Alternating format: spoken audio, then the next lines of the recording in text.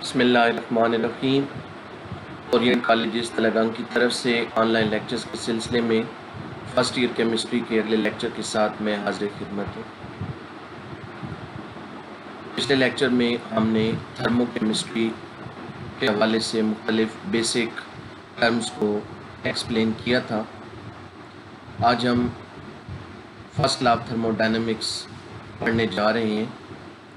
First law of thermodynamics पढ़ने से पहले हम इस बात का जायज़ा लेंगे कि थर्मोडायनेमिक्स क्या है। थर्मोडायनेमिक्स साइंस की वो ब्रांच है जो हीट और एनर्जी की दूसरी फॉर्म्स की आपस में कन्वर्जन को डील करती है कि हम किस तरह हीट को एनर्जी की दूसरी फॉर्म में बदल सकते हैं या एनर्जी की दूसरी फॉर्म से हीट को पैदा कर सकते हैं। तो study of inter conversion of heat and other forms of energies like kinetic energy, mechanical energy, mechanical work, etc. is called thermodynamics.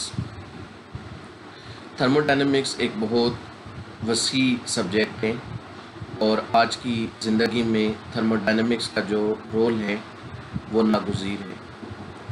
आज हम सड़कों पर गाड़ियों को रवां दवां देखते हैं तो गाड़ियों के जो इंजन्स हैं उनके चलने का जो असूल है, काम करने का जो असूल है, वो थर्मोडायनेमिक्स के असूलों पर मबनी है। हम मुख्तलिफ़ मशीनें देखते हैं जिनमें इंजन्स होते हैं। हम जनरेटर्स देखते हैं जिनसे बिजली पैदा होती है। तो हर जो इंजन है उसके काम करने का जो प्रिंसिपल है वो थर्मोडायनेमिक्स पर बेस करता है। अब थर्मोडायनेमिक्स जो है ये चंद फंडामेंटल लॉज पर मबनी है। वो लॉज दर्जेल हैं: zeroth law of thermodynamics, first law of thermodynamics, second law of thermodynamics और थर्ड लॉ ऑफ थर्मोडायनेमिक्स। हम यहाँ पर इस चैप्टर में फर्स्ट लॉ ऑफ थर्मोडायनेमिक्स को डिस्कस करेंगे और इसकी एप्लीकेशंस देखेंगे, जबकि फ़िज़िक्स का जो लास्ट चैप्टर है उसमें आप सेकंड लॉ ऑफ थर्मोडायनेमिक्स के बारे में भी पढ़ेंगे। तो अब हम देखते हैं फर्स्ट लॉ ऑफ थर्मोडायनेमिक्स को। फर्स्ट लॉ ऑफ थर्मोडायनेमिक्स को law of conservation of energy भी कहा जाता है और इसके मुताबिक किसी थर्मोडायनेमिक प्रोसेस के दौरान ना तो एनर्जी को पैदा किया जा सकता है और ना ही ख़त्म किया जा सकता है, बल्कि एनर्जी को एक फॉर्म से दूसरी फॉर्म में बदला जा सकता है। तो energy can neither be created not destroyed, but it can be changed from one form to another form during a process. Mathematically इसे हम यूँ लिखते हैं: delta E is equal to Q plus W. Mathematically इसे हम लिखते हैं delta E is equal to Q plus W. यहाँ पर delta E is called change in internal energy, Q is amount of heat given to the system and W is work done by the system. अब यहाँ हमने internal energy की बात की है, तो अब हम इंटरनल एनर्जी के बारे में जानते हैं कि इससे क्या मुराद है। कोई भी थर्मोडायनेमिक सिस्टम है उसके अंदर कई किस्म की एनर्जी मौजूद होती है। उसके अंदर हीट मौजूद होती है जो उसके टेम्परेचर को डिस्क्राइब करती है। उसमें काइनेटिक एनर्जी होती है जिसकी वजह से वो उसके जो मॉलिक्यूल्स हैं वो मूव कर सकते हैं। इसी तरह उसमें पोटेंशियल एनर्जी पाई जाती है जिसकी वजह से वो सिस्टम हमें यूज़फुल वर्क दे सकता है, आउटपुट दे सकता है। तो आप किसी थर्मोडायनेमिक सिस्टम में जितनी भी फॉर्म्स की एनर्जीज़ हैं उन तमाम एनर्जीज़ का जो सम है उसे इंटरनल एनर्जी कहा जाता है। तो इंटरनल एनर्जी क्या है? Internal energy is sum of all forms of energies like kinetic energy, potential energy, heat etcetera is called internal energy. अब किसी सिस्टम के लिए हम ये कभी मालूम नहीं कर सकते कि उसके पास कितनी इंटरनल एनर्जी है, क्योंकि एनर्जी की जो मुख्तलिफ़ फॉर्म्स हैं वो हर लम्हे उनके कंटेंट्स बदलते रहते हैं, उसकी जो स्टेट है, उसकी जो हालत है वो बदलती रहती है। अलबत्ता किसी थर्मोडायनेमिक प्रोसेस के दौरान इंटरनल एनर्जी में चेंज कितना आता है उसको हम मालूम कर सकते हैं। यानी internal energy can not be measured but a change in internal energy can be measured. तो इस वजह से इंटरनल एनर्जी एक स्टेट फंक्शन इसी तरह की प्रॉपर्टीज़ होती हैं जिनकी एब्सोल्यूट वैल्यू हम फाइंड ना कर सकें, लेकिन जो चेंज है उसको हम फाइंड कर सकें।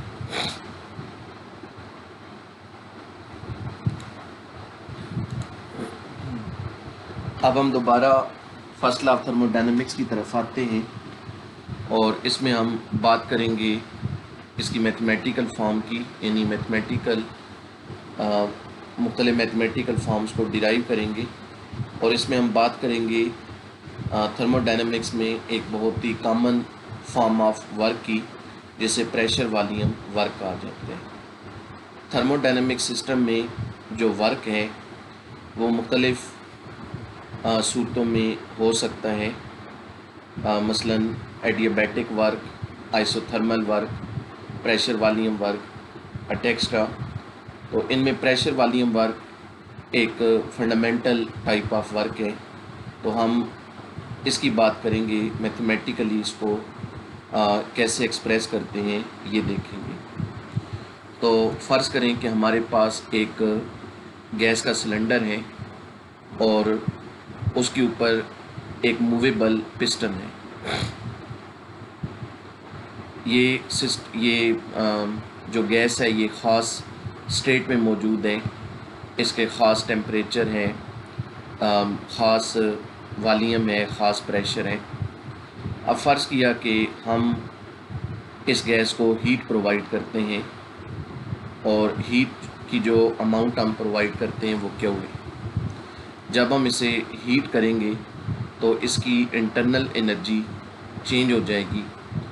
फ़र्ज़ किया कि पहले इंटरनल एनर्जी इसकी E1 थी और अब वो E2 हो जाती है। अब जब हम इसे हीट करेंगे तो इसका वॉल्यूम बढ़ेगा, गैस फैलेगी। जब गैस फैलेगी तो गैस ऊपर की तरफ उठेगी और ये जो पिस्टन है ये क्योंकि मूवेबल है तो गैस के फैलने की वजह से ये पिस्टन अपनी जगह से हिलेगा और ये थोड़ा ऊपर की तरफ आ जाएगा। इसमें आप इनिशियल स्टेट के लिए ये फ़िगर कंसिडर करें, यहाँ फिगर में उलट ये हो गया है, इसको आप इनिशियल स्टेट के लिए कंसिडर करें और इसे फाइनल स्टेट के लिए कंसिडर करें। तो गैस का वॉल्यूम जब बढ़ेगा तो वो पिस्टन को ऊपर उठाएगी, तो पिस्टन की पोजीशन चेंज हो जाएगी। पहले पिस्टन यहाँ है तो आप फ़र्ज़ किया कि वो यहाँ आ जाता है। अब इससे क्या हुआ, इससे उसका जो वॉल्यूम है वो बढ़ गया, या दूसरे लफ्ज़ों में जो गैस है, सिस्टम है, उसने कुछ काम किया। अब हम कैलकुलेट करते हैं कि यहाँ कितना काम हुआ। फ़िज़िक्स के लिहाज से हम जानते हैं कि जो वर्क है वो इक्वल होता है फोर्स इनटू डिस्टेंस की। अब यहाँ पर फोर्स किस शक्ल में है, यहाँ पर फोर्स प्रेशर की शक्ल में है और डिस्टेंस यहाँ पर वॉल्यूम की शक्ल में है। फ़र्ज़ किया कि पहले गैस का वॉल्यूम ये V1 है और वो बाद में बढ़कर V2 हो जाते हैं। तो इन दोनों वॉल्यूम्स का जो डिफरेंस है वो डिस्टेंस को कोरेस्पॉन्ड करेगा, तो हम चेंज इन वॉल्यूम को डिस्टेंस कहेंगे। तो अब जो वर्क डन W है वो बराबर होगा फोर्स यानी प्रेशर P और डिस्टेंस यानी change in volume delta V। तो W बराबर आ जाएगा P डेल्टा V के। तो ये जो वर्क है P delta V, this is called pressure volume work. अब ये जो वर्क है ये दो फॉर्म्स में हो सकता है, ये वर्क नेगेटिव हो सकता है या ये वर्क पॉजिटिव हो सकता है। कन्वेंशन के तौर पर जब सिस्टम पर वर्क किया जाता है तो उसे पॉजिटिव लिया जाता है, और जब सिस्टम वर्क करता है तो उसे नेगेटिव लिया जाता है। तो अब यहाँ पर अगर हम W की इस वैल्यू को फर्स्ट लॉ ऑफ थर्मोडायनेमिक्स में पुट कर दें तो उसकी इक्वेशन बन जाएगी delta E is equal to Q plus W की जगह P delta V, delta E is equal to Q plus P delta V। तो ये फर्स्ट लॉ ऑफ थर्मोडायनेमिक्स की एक और फॉर्म आ गई। इसके बाद इसी को आगे बढ़ाएंगे और एक और मैथमेटिकल फॉर्म को डिराइव करेंगे और हम इसमें दिखाएंगे कि क्यू वी जो है वो डेल्टा ई के इक्वल होता है। Delta E change in internal energy और क्यू और उसके सबस्क्रिप्ट में वी है, ये कहलाएगा amount of heat absorb at constant volume. तो हम यहाँ पर ये शो करेंगे कि जो डेल्टा ई है वो क्यू वी के इक्वल होता है। अभी हमने डिराइव किया है कि डेल्टा ई जो है वो बराबर है क्यू प्लस डब्ल्यू के, फर्स्ट लॉ ऑफ थर्मोडायनेमिक्स। और अगर डब्ल्यू पी डेल्टा वी है तो डेल्टा ई आएगा Q plus P delta we. अब फ़र्ज़ किया कि वॉल्यूम को हम कांस्टेंट रखते हैं तो फिर जो डेल्टा वी है ये ज़ीरो होगा। डेल्टा वी का मतलब है चेंज इन वॉल्यूम।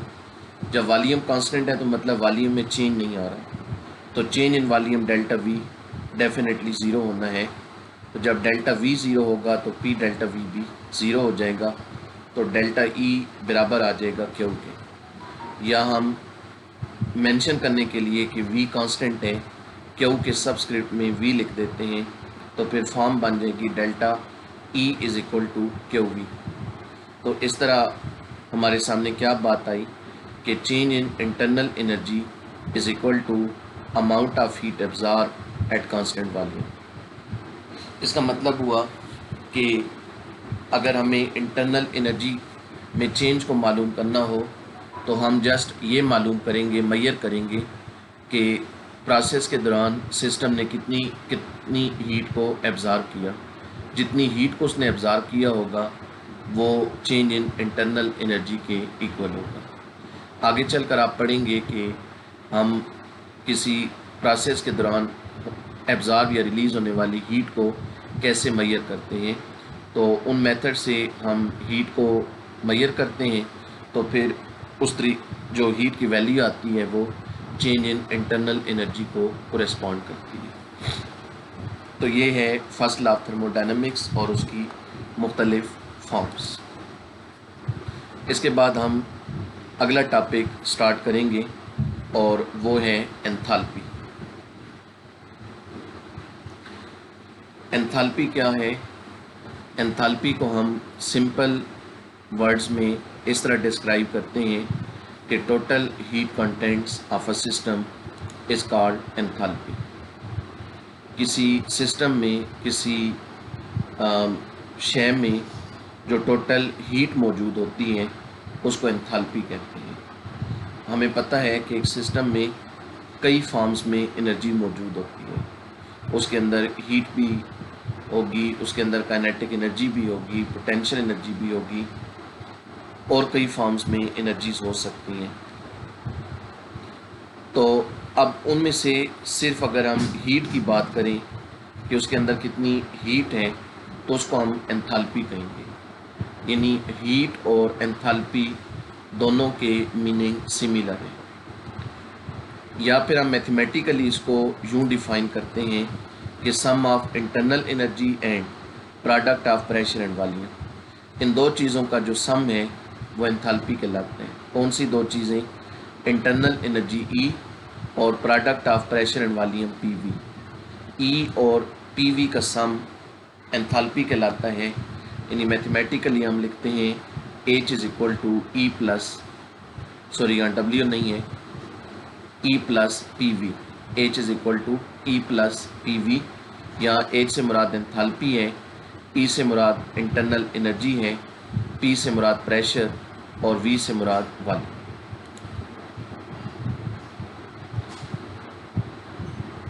एंथैल्पी को डिफ़ाइन करने के बाद अब हम फर्स्ट लॉ ऑफ थर्मोडायनेमिक्स को यूज़ करते हुए एंथैल्पी और जो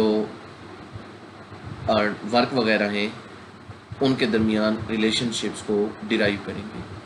तो इसमें हम सबसे पहले डिराइव करेंगे कि जो डेल्टा एच है वो क्यू पी के इक्वल होता है।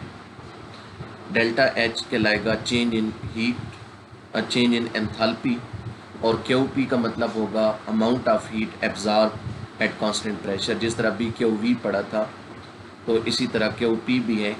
तो अब हम ये शो करेंगे कि डेल्टा एच जो है वो क्यू पी के इक्वल होता है। तो हम इस रिलेशनशिप को डिराइव करेंगे। तो इस चीज़ को हम साबित करेंगे। तो हम स्टार्ट करेंगे एंथैल्पी की डेफिनीशन से। हमारे पास है H is equal to E plus P B. दोनों तरफ डेल्टा ले लें। डेल्टा का मतलब है चेंज।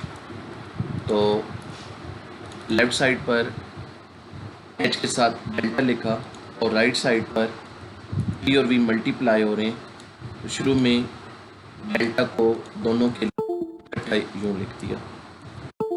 अब अगर दो क्वांटिटीज़ मल्टीप्लाई हो रही हों और हमने चेंज को मालूम करना हो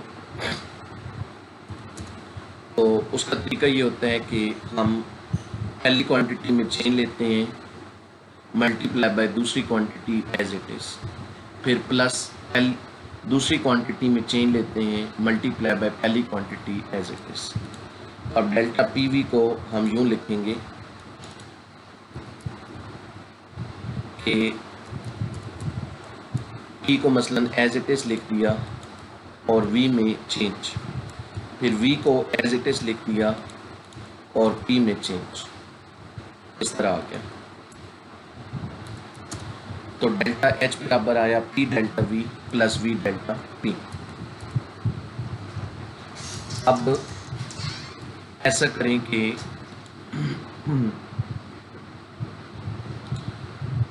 अब जैसा कि स्टेटमेंट में लिखा गया है कि प्रेशर कांस्टेंट है, तो इफ प्रेशर इज कांस्टेंट तो चेंज इन प्रेशर ज़ीरो होगा, यानी डेल्टा पी ज़ीरो हो जाएगा।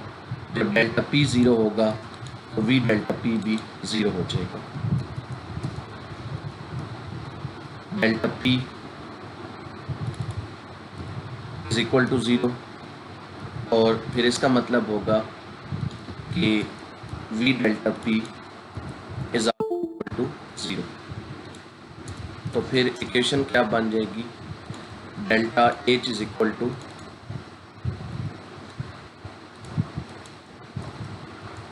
P delta V.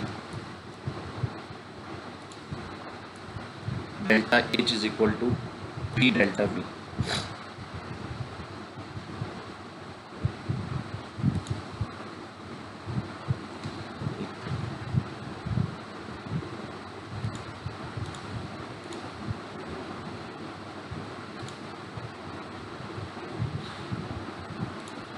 बल्कि एक मिस्टेक है, हमारे पास इक्वेशन थी H is equal to E plus P V. तो यहाँ हमने E में डेल्टा तो लिया नहीं है, डेल्टा E भी आएगा ये इस तरह।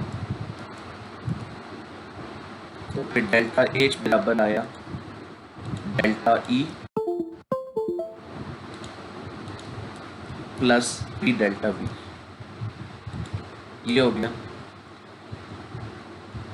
Now, according to first law of thermodynamics,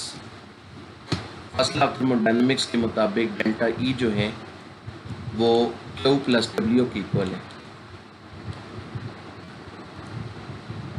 Q plus W, और W बराबर है P डेल्टा V के। तो Q plus P delta V के बराबर आ गया डेल्टा E। सो इस इक्वेशन को अगर हम 1 दे दें और इसमें डेल्टा E की जगह उसकी वैल्यू पुट कर दें, सो इक्वेशन 1 बिकम्स, इक्वेशन 1 क्या बन जाएगी, delta H is equal to delta E की जगह Q plus P delta V, Q plus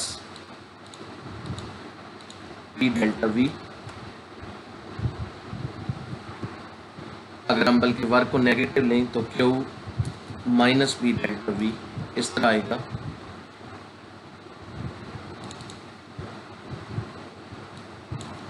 Q minus P delta V, तो इक्वेशन बन गई delta H is equal to Q minus P delta V plus P delta V. Minus P delta V plus P delta we cancel हो गए, तो आखिर में आया delta H is equal to Q. अब क्योंकि प्रेशर कांस्टेंट है तो हम इस तरह लिख सकते हैं, या क्यू के सबस्क्रिप्ट में टी को भी लिख देते हैं इस तरह। तो ये इस तरह जिस प्रूव हो गया, that is heat absorbed by the system at constant pressure is equal to change in enthalpy. इसका मतलब हुआ कि अगर हम प्रेशर को कांस्टेंट रखें तो गैस जितनी हीट एब्जॉर्ब करेगी वो उसकी एंथैल्पी में चेंज के बराबर होगी। इसका मतलब है कि हम इस तरीके से चेंज इन एंथैल्पी मालूम कर सकते हैं।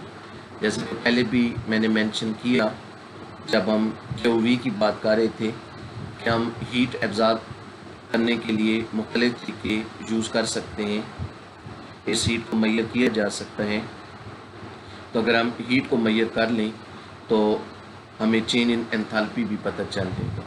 तो एंथैल्पी एक स्टेट फंक्शन है, इसकी एब्सोल्यूट वैल्यू हम फाइंड नहीं कर सकते कि एक सिस्टम की कितनी एंथैल्पी है, लेकिन हम ये मालूम कर सकते हैं कि किसी प्रोसेस के दौरान उसकी एंथैल्पी में चेंज कितना है।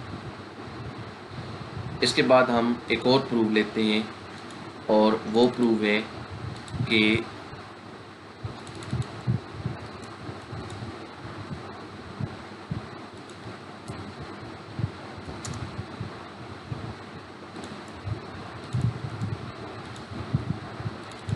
वो प्रूव ये होगा, मैं इसको कंप्लीट कर लूँ फिर डिस्क्राइब करता हूँ। Show that for liquids and solids delta H is approximately equal to delta ई।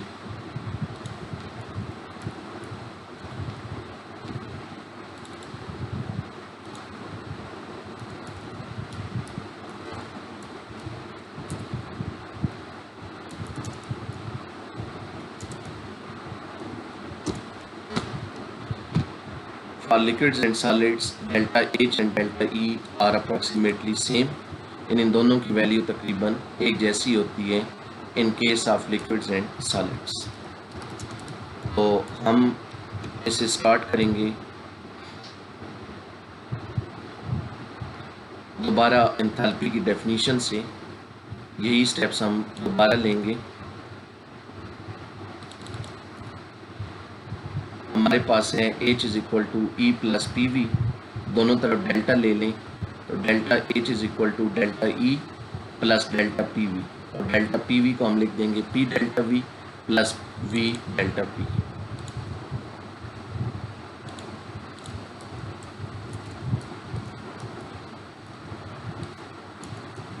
अब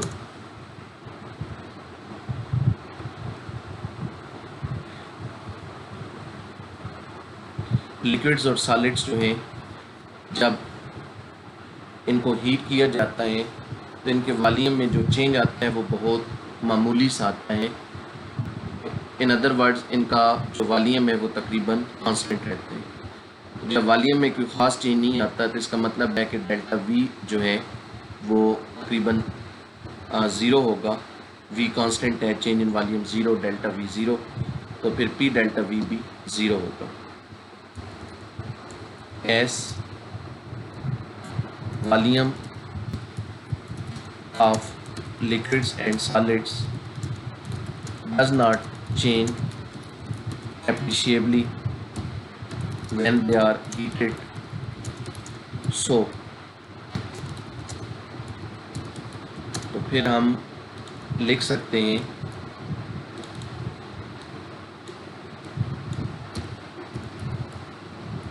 P delta V is equal to 0. Equation बन जाएगी delta H is equal to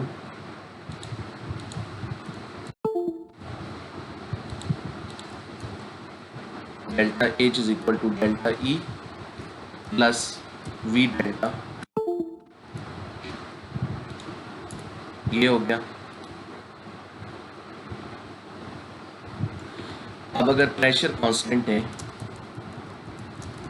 if pressure is kept constant, तो फिर delta P भी 0 होगा और V delta P भी 0 आ जाएगा। V delta P is equal to 0। Therefore तो फिर इक्वेशन रह जाएगी delta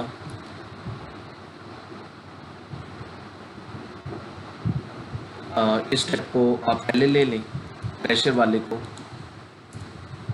if pressure is kept constant V delta P is equal to 0, तो इक्वेशन बनेगी delta H is equal to delta E plus P delta V। फिर उसके बाद हम ये अप्रॉक्सीमेशन लेंगे कि लिक्विड और सॉलिड का वॉल्यूम हीट करने पर इतना चेंज नहीं होता, तो P delta V is approximately equal to 0। Exactly 0 नहीं है, तकरीबन 0 के इक्वल है। तो फिर इक्वेशन ये बन जाएगी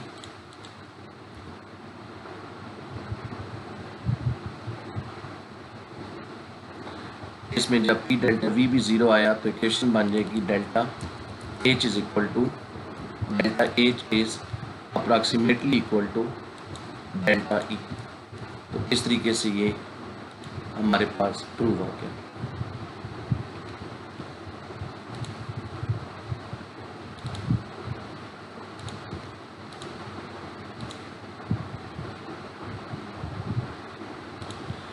इसके बाद आ जाती हैं एंथैल्पी की टाइप्स। तो एंथैल्पी की जो टाइप्स हैं इन्हें हम अगले लेक्चर में रखेंगे।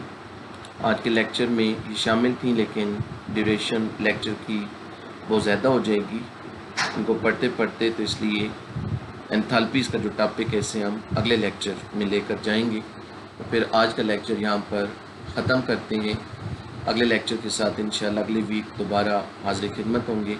अपना ख्याल रखिएगा। अल्लाह।